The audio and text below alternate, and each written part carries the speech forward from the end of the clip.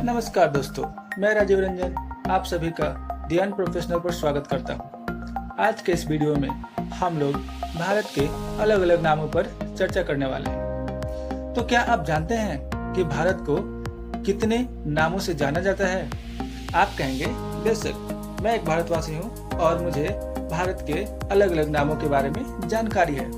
लेकिन दोस्तों, आप भारत के कितने नामों के बारे में जानते हैं? 1, 2, 3 या ज्यादा से ज्यादा 4? जी हाँ, बिल्कुल। भारत के लोगों को ज्यादातर 4 नामों की जानकारी होती है, जैसे भारत, इंडिया, हिंदुस्तान और आर्यावर्त। लेकिन दोस्तों, भारत को इन 4 नामों के अलावा भी कई सारे नामों से जाना जाता है।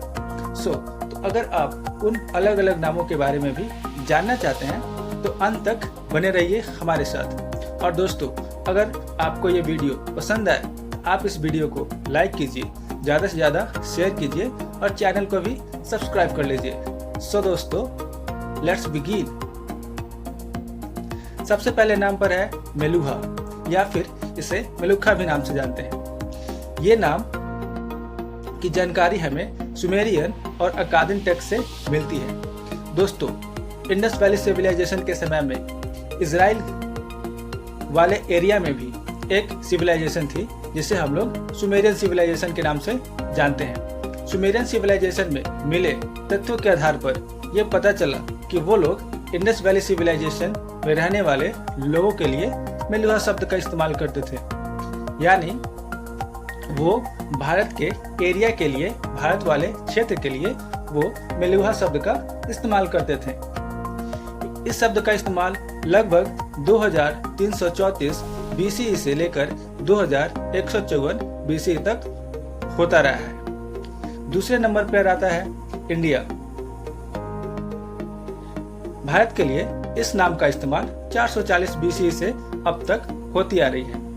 इंडिया एक इंग्लिश वर्ड है जो ग्रीक शब्द इंडिका से बना हुआ है। वास्तव में यह शब्द संस्कृत के सिंधु से बना है। हेरोडोटस, जो कि एक जियोग्राफर थे, उन्होंने सिंधु के नीचे रहने वाले लोगों के लिए इंडियन शब्द का इस्तेमाल किया तथा इस पूरे एरिया के लिए इंडिया शब्द का इस्तेमाल किया था।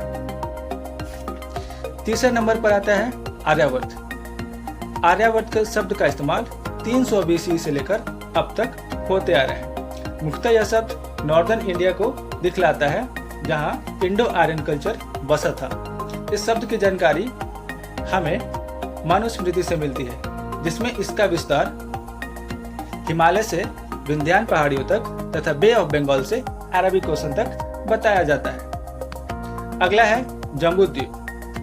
भारत शब्द के इस्तेमाल से पहले एंशिएंट स्क्रिप्चर्स में इंडिया के लिए जम्बूद्वीप शब्द का जिक्र किया गया है।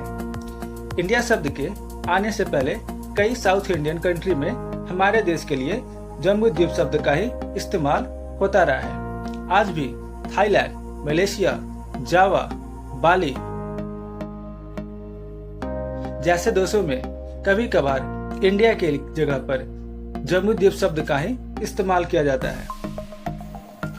तो नेक्स्ट बात करते हैं नवीवर्षा की। जैन धर्म के अनुसार भारतवर्ष से पहले हमारा देश राजा नभी के नाम पर नवीवर्षा के नाम से जाना जाता था। राजा नभी ऋषभनाथ के, जो कि एक जैन तीर्थंकर थे, उनके पिता थे। चलिए दोस्तों, अब कुछ ऐसे नामों के बारे में जानते हैं जिनके बारे में बेशक आपने कभी नहीं सुना होगा। सबसे पहला नाम है तियानजू। यह एक चाइनीज वर्ड है जो एंशिएंट टाइम में भारत देश के लिए इस्तेमाल होता था। वास्तव में यह शब्द सिंधु का ही एक चाइनीज ट्रांसलेशन है। कभी कभार तियानजू के जगह पर वान तियानजू का भी इस्तेमाल हो जाता था। नेक्स्ट है तेंजीकू। जैसे सिंधु शब्द का चाइनीज ट्रांसलेशन तियानजू था, वैसे ही सिंधु शब्द का जापानीज में तेंजीकू बोला जाता था और इसे शब्द का इस्तेमाल काफी ज्यादा इंडिया के लिए किया जाता था। दोस्तों, आपको ये वीडियो कैसी लगी? क्या आपने इस वीडियो में कुछ नया सीखा? अगर आपने कुछ नया सीखा तो बेशक आप इस वीडियो को लाइक कीजिए और इसे ज्यादा से ज्यादा शेयर कीजिए। अगर आपको ये वीडियो अच्छी लगी है तो आप इस चैनल को भी सब्सक्राइब कीजिए। तब तक के लिए धन्यवाद। Thank you.